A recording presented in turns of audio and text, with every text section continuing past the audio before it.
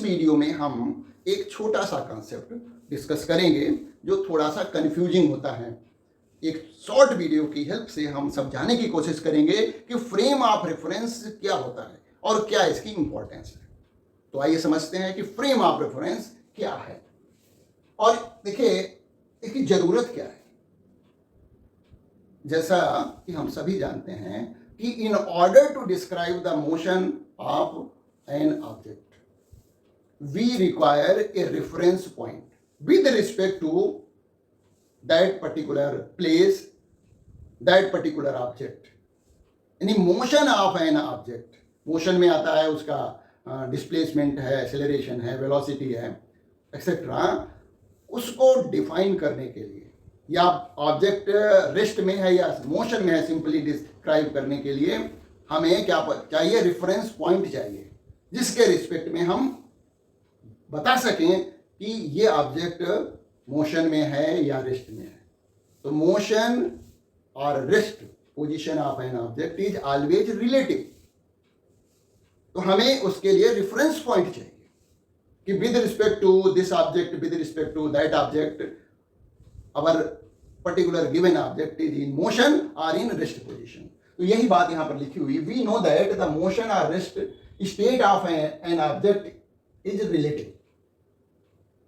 In order to describe the motion or rest of an object, we always need a reference with respect to which motion or rest state of an object is described. तो उसके लिए हमें reference point चाहिए. We cannot independently say that this object is in motion, this object is in rest position. Motion कहना है तो हमें बताना पड़ेगा this object is in motion with respect to that object. So that is why we need frame of reference. आइए देखते हैं frame of reference होता क्या है ना। ऐसा कोई बहुत मुश्किल चीज नहीं है कि फ्रेम ऑफ रेफरेंस कहेंगे तो डर जाएंगे ना। बहुत ही सिंपल है। Frame of reference is a place with respect to which observer can describe the position, displacement, acceleration etcetera of a moving object. यानी जिस जगह से ऑब्जर्वर किसी गिवन ऑब्जेक्ट के मोशन को, रेस्ट को, डिस्प्लेसमेंट को डिस्क्राइब कर रहा है, वही प्लेस, वही जगह जो है फ्रेम ऑफ रेफरेंस होगी। जैसे हम बस में बैठ करके किसी ऑब्जेक्ट के मोशन या रेस्ट को डिस्क्राइब करें, या अर्थ पर रहते हुए किसी ऑब्जेक्ट के मोशन या डिस्प्लेसमेंट को डिस्क्राइब कर रहे हैं, या ट्रेन में बैठ करके। तो ये जो अलग अलग चीजें हैं, बस है, ट्रेन है, अर्थ है, ये क्या है? फ्रेम ऑफ रेफरेंस हैं। तो जब भी हम फ्रेम ऑफ रेफरेंस डिस्क्राइब करेंगे तो हमें क्या चाहिए होगा? कोऑर्डिनेट सिस्टम चाहिए होगा कि यदि object, if object is moving along x axis, तो हमें एक्स कोऑर्डिनेट की रिक्वायरमेंट होगी वन डायमेंशनल मोशन में। प्लेन में मूव कर रहा है तो इसका मतलब हमें x y two coordinate required होंगे तो उसके मोशन को डिस्क्राइब करने के लिए। और यदि थ्री डायमेंशनल मोशन में है ऑब्जेक्ट तो फिर एक्स वाई जेड तीनों कोऑर्डिनेट रिक्वायर्ड होंगे। ये तो हुआ कोऑर्डिनेट की बात। अब हमें टाइम का भी तो मेजरमेंट चाहिए कि अभी ये यहाँ पर ऑब्जेक्ट है, उसके बाद वो दूसरी जगह चला गया तो कितनी देर के बाद वहां पर पहुंचा, तो उसका भी मेजरमेंट चाहिए। तो ऑब्जर्वर जो है के पास क्लॉक भी होनी चाहिए। यानी जिस प्लेस पर हम बैठ करके मोशन को ऑब्जर्व कर रहे हैं उससे अटैच्ड कोऑर्डिनेट सिस्टम हो और ऑब्जर्वर के हाथ में एक क्लॉक हो जिससे वो टाइम मेजर कर सके और डिस्प्लेसमेंट या वेलोसिटी या मोशन डिस्क्राइब करने के लिए कोऑर्डिनेट्स चाहिए होंगे। ठीक है, तो यहां पर बताया गया, नोट किया गया है, in order to describe the motion of an object the place should be attached with coordinate system and an observer should have clock who is describing the motion from that place. उस place में बैठ करके उस जगह पर उसके पास clock भी होनी चाहिए। अब फ्रेम ऑफ रेफरेंस के टाइप को देख लेते हैं कि फ्रेम ऑफ रेफरेंस किस टाइप के होते हैं और फिर हम उसको क्लियर करेंगे, समझेंगे। तो देखिएगा, सबसे पहला फ्रेम ऑफ रेफरेंस है जिसको हम कहते हैं inertial frame of reference. It is frame of reference where Newton's law holds good और an inertial frame of reference is either at rest or moving with constant velocity. यानी जो inertial frame होगा वो या तो रेस्ट में होगा और या फिर कांस्टेंट मोशन में होगा, मतलब उसकी स्पीड कांस्टेंट होगी, यूनिफॉर्म मोशन में होगा। तो ऐसा फ्रेम जो है वो इनर्शियल फ्रेम कहलाएगा। ये तो एग्जाम्पल हो गए। और बताया गया कि यहाँ पर न्यूटन्स लॉ जो है वो अच्छी तरह से अप्लाई होते हैं। चलिए समझते हैं। देखिएगा, अब सपोज करें कि एक हमारी ट्रेन है ना, और ट्रेन जो है प्लेटफॉर्म पे खड़ी है, कोई एक बॉल प्लेटफॉर्म पे रखी हुई है ना। तो देखते हैं कि सपोज, इसको समझिएगा किस तरह से। देखिए, पहले हम ट्रेन को रेस्ट पोजीशन में ले रहे हैं, या हम ट्रेन के कुछ कंपार्टमेंट बना लेते हैं, ये है, और ये ट्रेन का इंजन हो गया मान लिया, है ना। चलिए ट्रेन की सवारी करा देते हैं, ठीक है ना। ये ट्रेन है, यहाँ पर एक पैसेंजर बैठा हुआ है ना।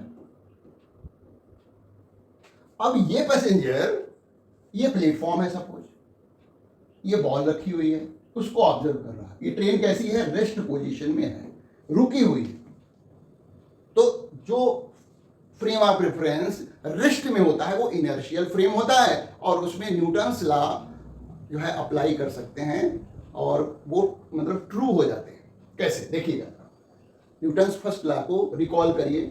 तो ये पर्सन यहाँ से बैठ करके इस बॉल को देखता है, ट्रेन रेस्ट में है, ये ऑब्जेक्ट भी रेस्ट में ही होगा, प्लेटफॉर्म पे है। तो अब इसका वेट डाउनवर्ड लग रहा है, वो देख रहा है कि इस पे कितने फोर्स लग रहे हैं। इस प्लेटफॉर्म का रिएक्शन, फ्लोर का रिएक्शन अपवर्ड लग रहा है। ऑब्जेक्ट उसको कैसा दिख रहा है? रेस्ट में दिख रहा है। तो वो समझता है कि यहाँ पर W = R है, यानी नेट फोर्स जो है ऐसा है, 0 है। W - R = 0 है, नेट फोर्स इस पर 0 है, that is why it is in rest position. Newton's law क्या कहता है? If an object is in rest, it will remain at rest until an external force act on it. तो external force तो लग नहीं रहा, तो इसका मतलब ये ऑब्जेक्ट रेस्ट में है। न्यूटन्स ने अपने फर्स्ट लॉ में बताया है, इसका मतलब ये इनर्शियल फ्रेम हुआ। यानी ट्रेन में बैठा वो पर्सन, जब ट्रेन रेस्ट में है तो ये इनर्शियल फ्रेम कहलाएगा, because we can easily apply the Newton's first law here. ठीक है, अब हम ट्रेन को मोशन में ले आते हैं, है ना। तो मोशन में लाने के लिए हमें क्या करना पड़ेगा कि ट्रेन को आगे चला दीजिए। ट्रेन को चला दिया हमने, ठीक है, और इसको रेस्ट में से हटाया। अब हम देखते हैं कि क्या होता है जब ये पर्सन, ये मोशन में आ गई ट्रेन, है ना, मोशन में, और ये यूनिफॉर्म मोशन है। यहाँ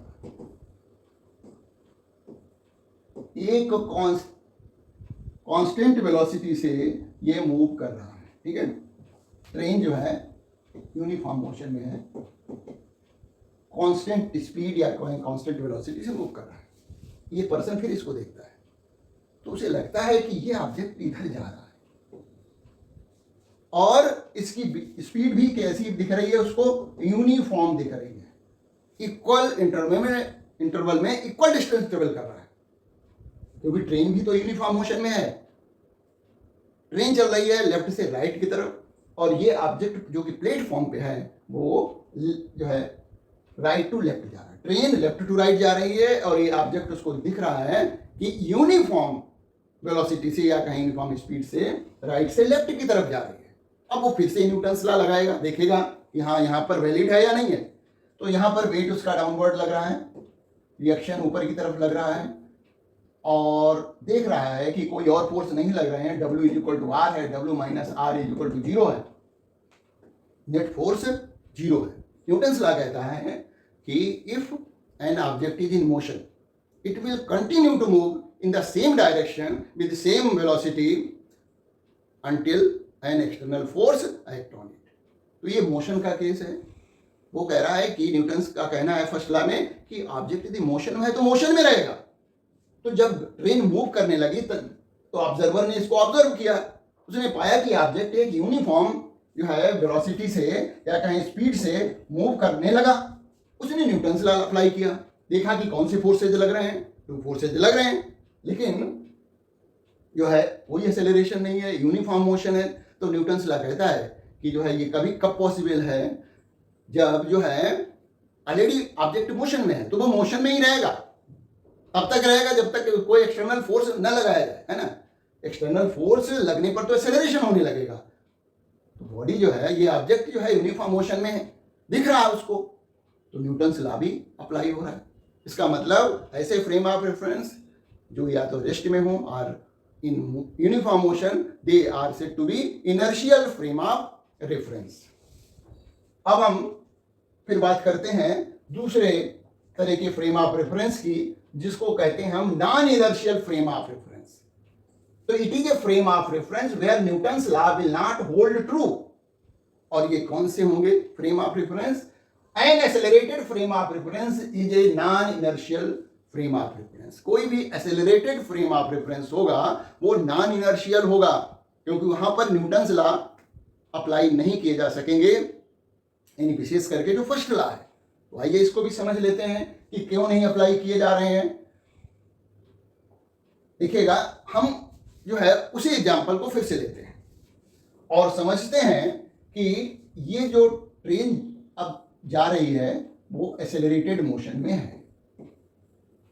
ये जो ट्रेन है वो एक्सेलरेटेड मोशन में है और ऑब्जर्वर बैठा यहाँ पर इसको देख रहा है। ये प्लेटफॉर्म है, एक्सेलरेटेड मोशन है, ये मोशन में ट्रेन है, ठीक है। लगातार उसकी स्पीड इंक्रीज होती चली जा रही है और ये ऑब्जेक्ट, ये ऑब्जर्वर इसके अंदर बैठ करके देख रहा है ना। तो वो देखता है कि इस पे फोर्स क्या लग रहे होंगे, एक्सेलरेटेड मोशन में इसको ऑब्जर्व कर रहा है। तो उसे लगेगा क्या कि ये ऑब्जेक्ट भी इस तरफ को एक्सेलरेटेड हो गया। एक्सेलरेटेड मोशन में उसे ये ऑब्जेक्ट लगेगा। जैसे जैसे ये आगे बढ़ेगी ट्रेन, लगातार उसकी स्पीड चेंज होती चली जा रही है, तो ये इस ऑब्जेक्ट की भी स्पीड चेंज होती लगेगी उसे, है ना। लेकिन देख रहा है वो कि इस पर वेट लग रहा है डाउनवर्ड, रिएक्शन अपवर्ड लग रहा है, कोई भी थर्ड फोर्स इसको इस पर लगा नहीं रहा, है ना। तो अभी भी क्या है कि वो ऑब्जर्व कर रहा है W इक्वल टू आर है, W minus R equal to 0 है, नेट फोर्स लग नहीं रहा, है ना, नेट फोर्स 0 है और फिर भी इसमें एक्सेलरेशन है।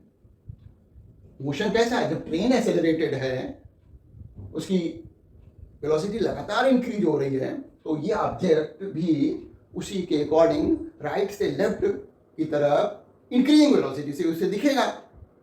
तो न्यूटन्स लॉ अप्लाई करने की कोशिश करेगा। फोर्स तो अभी भी 2 ही लग रहे हैं, तीसरा फोर्स कहीं कोई लगाने वाला नहीं, और फिर भी एक्सेलरेशन है। यानी विदाउट फोर्स, न्यूटन्स लॉ कहता है कि without force object can not be accelerated. Acceleration के लिए F equal to ma, acceleration के लिए फोर्स रिक्वायर्ड है, फोर्स इज मस्ट, और फोर्स नेट फोर्स तो 0 है। तो यहां पर न्यूटन्स का law, specially second law, fail हो जाता है। उसको दिखता है कि नेट फोर्स 0 होने के बावजूद भी this object has accelerated motion, without any external force the object get accelerated, which is impossible as per the Newton's law. So it means all accelerated frame are said to be non-inertial frame because we cannot apply the Newton's law from the accelerated frame of reference. तो मेरी समझ से अब सारे confusion जो है दूर हो गए होंगे कि किस तरह से फ्रेम ऑफ रेफरेंस जो है हम डिस्क्राइब कर सकते हैं और समझा सकते हैं, या दूसरों को या खुद समझ सकते हैं कि कौन सा फ्रेम इनर्शियल फ्रेम होगा और क्यों होगा, कौन सा फ्रेम नॉन इनर्शियल होगा और क्यों होगा। तो ये बात क्लियर हो गई।